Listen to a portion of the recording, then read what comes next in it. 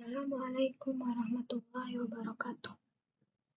Innal hamdalillah nahmaduhu wa nasta'inuhu wa nastaghfiruh wa na'udzu billahi min shururi anfusina wa min sayyiati a'malina. May yahdihillahu fala mudilla lahu wa may yudlil fala hadiya lahu. Asyhadu an la ilaha illallah wa asyhadu anna Muhammadan abduhu wa rasuluh la nabiyya ba'da amma ba'd. Hai semuanya, di sini sebelumnya Ana ingin memperkenalkan diri dulu. Nama Ana Rayhana. Di sini Ana akan menjelaskan tentang kasus pelanggaran HAM atau kewarganegaraan yang ada di Indonesia. Kalian pasti udah dengar kan kasus pelanggaran HAM itu apa? Kalau belum, mari kita simak. Di sini ada pengertian pelanggaran HAM. Apa sih pengertian pelanggaran HAM itu? Pelanggaran HAM adalah menurut UUD nomor 39 tahun 1999, setiap perbuatan seseorang atau kelompok orang yang termasuk aparat negara, baik sengaja maupun tidak disengaja, atau kelalaian yang membatasi. HAM adalah sesuatu yang seharusnya dilindungi, dijaga oleh setiap manusia dengan negara perjanjiannya. Selanjutnya, di sini ada jenis-jenis pelanggaran HAM, yang mana pelanggaran HAM itu terbagi menjadi dua, yaitu pelanggaran HAM ringan dan HAM berat. Nah, apa sih pengertian dari pelanggaran HAM ringan itu? Nah, di sini ada pengertian dari pelanggaran HAM yang artinya adalah pelanggaran yang tidak mengancam nyawa seseorang, namun merugikan orang tersebut. Banyak sekali yang terjadi bentuk-bentuk pelanggaran HAM ringan di tengah masyarakat. Contoh dari pelanggaran HAM ini yang bersikap tidak adil, bersikap atau berperilaku tidak adil, tidak mendapat layanan pendidikan dan kesehatan yang sejajar, dan tidak mendapat keadilan sosial di tengah masyarakat. Itu contoh dari pelanggaran HAM ringan. Selanjutnya, ada pelanggaran HAM berat, yang dimana pelanggaran HAM berat ini berdasarkan Statuta Nomor 26 Tahun 2000. Pelanggaran HAM berat ini berupa kejahatan genosida, kejahatan terhadap manusia, kejahatan perang, dan kejahatan agresi. Nah, kalian pasti udah dengar kan, kejahatan genosida itu apa?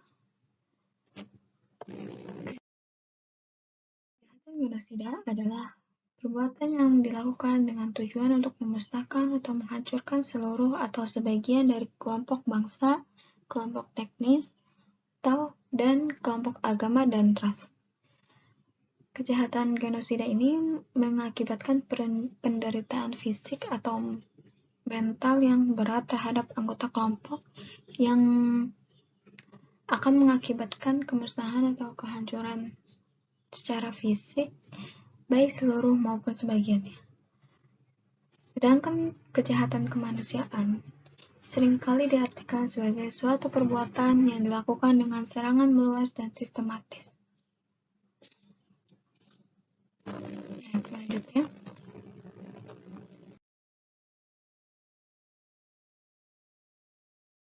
adapun contohnya itu terhadap penduduk sipil yang berupa pembunuhan, pemusnahan, perbudakan, pengusiran secara paksa atau pengusiran secara paksa, dan lain-lain. Selanjutnya ada faktor dari pelanggaran HAM. Adanya pelanggaran HAM itu terbagi menjadi dua, faktor internal dan eksternal. Faktor internal itu yang dilatar belakangi oleh sikap egois, rendahnya kesadaran HAM, dan sikap toleransi terhadap Dan sikap toleransi. Pelanggaran HAM biasanya mempunyai sikap egois sehingga kewajiban pelaku melakukan segala cara supaya haknya terpenuhi sampai melanggar hak orang lain. Selanjutnya ada faktor eksternal, yang mana faktor ini berada di luar manusia namun mengubah individu atau kelompok melakukan pelanggaran HAM. Faktor ini disebabkan oleh penyalahgunaan kekuasaan, tidak tegasnya aparat penegak hukum, penyalahgunaan teknologi, kesenjangan sosial, dan ekonomi yang tinggi.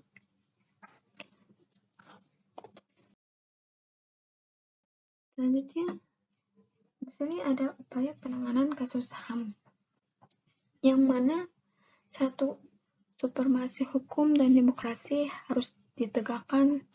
Pendekatan hukum dan pendekatan dialogis harus dikemukakan dalam rangka melibatkan partisipasi masyarakat dalam kehidupan berbangsa dan bernegara. 2. Mengoptimalkan peran lembaga-lembaga selain lembaga tinggi negara yang berwenang dalam penegakan hak dan kewajiban warga negara seperti Komisi Pemberantasan Korupsi, Komisi Nasional HAM, dan sebagainya. Yang ketiga, ada meningkatkan kualitas pelayanan publik untuk mencegah terjadinya berbagai bentuk pelanggaran hak dan pengingkaran kewajiban warga negara. Yang keempat, ada meningkatkan profesionalisme lembaga keamanan dan pertahanan negara. Dan masih banyak lagi. Sekian dari Ana. Mohon maaf bila ada kesalahan kata atau kesalahan pengucapan. Selebihnya mohon maaf. Syukron. Wassalamualaikum warahmatullahi wabarakatuh.